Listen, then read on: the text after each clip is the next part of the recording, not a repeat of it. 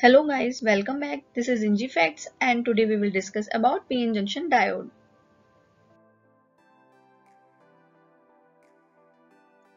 PN junction diode is a basic semiconductor diode. It is a two-terminal device.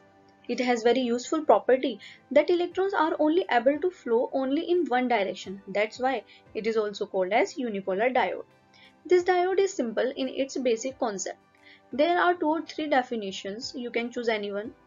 A p-n junction is an interface or a boundary between two semiconductor material types, namely p-type and n-type, or a crystal structure made of p and n materials is generally known as junction diode. It is generally regarded as a two-terminal device. Or diode are two-terminal electrical components that allows the flow of current in only one direction. This diode having two connections or electrodes, one is anode and other is cathode, which is represents in its symbol. The recognition of diode is very simple. The bar on the diode symbol corresponds to the cathode of the diode.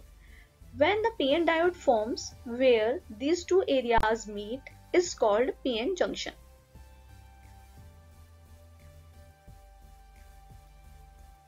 Here is the formation of PN junction diode. PN junction diode is made from the semiconductor material such as silicon, germanium and gallium arsenide. And as we know, silicon is more preferred over germanium. The PN junction diode made from silicon. So PN diode is formed by joining materials of N-type and P-type silicon semiconductor. It has two terminals. As we know, p-type has a majority of holes and n-type has a majority of electrons, and opposite always attracts, so free electrons from n side and holes from p side attracts to each other. So electrons diffuse from the side of n-type to the side of p-type. Equally holes flow from the p-type side to the n-type side by diffusion. This diffusion process would continue until the concentration of electrons and holes on the two sides were the same.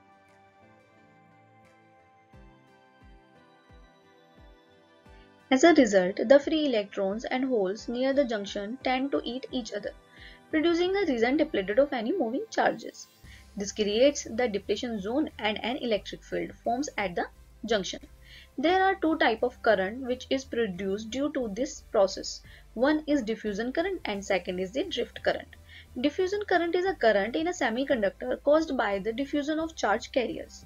The drift current is due to the motion of charge carriers due to the force exerted on them by an electric field.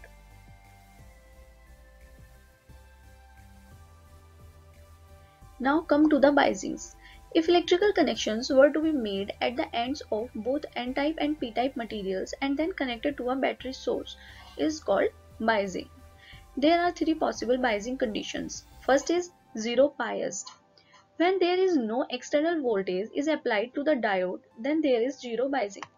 However, if the diode terminals are shorted together, as you can see in the diagram, a few holes in the p-type will move across the junction.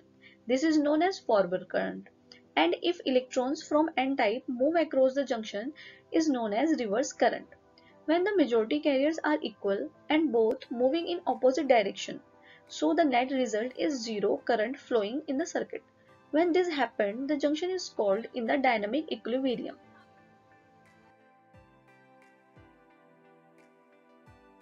The second biasing is forward biasing.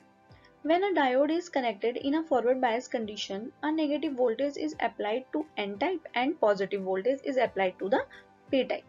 If this external voltage is become greater than the value of potential barrier approx 0.7 volts for silicon and 0.3 volts for germanium, then the current will start to flow.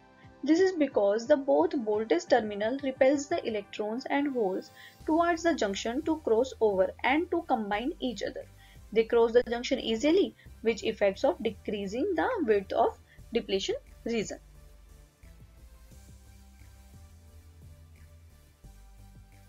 Now come to the third biasing, that is reverse biasing. When a diode is connected in a reverse bias condition, a positive voltage is applied to the n-type and negative voltage is applied to the p-type material. Both voltage terminal attracts the electrons and holes and both are also attracted away from the junction. The net result is that the depletion layer grows wider due to the lack of electrons and holes and presents a high impedance path, almost an insulator. This has the effect of decreasing the width of depletion layer. Then there is a current flow which is called reverse saturation current, which is so negligible. So there is only current flow in the forward bias. That's why it is also called as a unipolar device.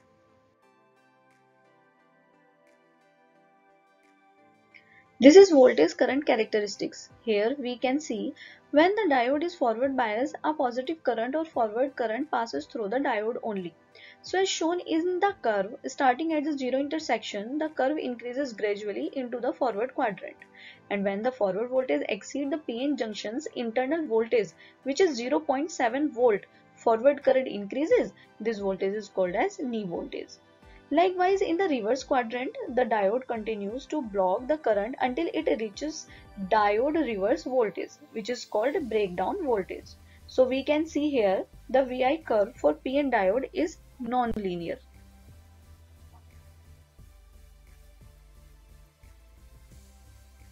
These are some applications of PN junction diode. Diodes are used in clamping circuits for DC restorations.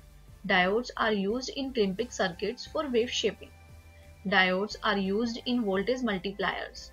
Diodes are used as switch in digital logic circuits used in computers. Diodes are used in demodulation circuits. Laser diodes are used in optical communication. Light emitting diodes are used in digital displays. Diodes are used in voltage regulators.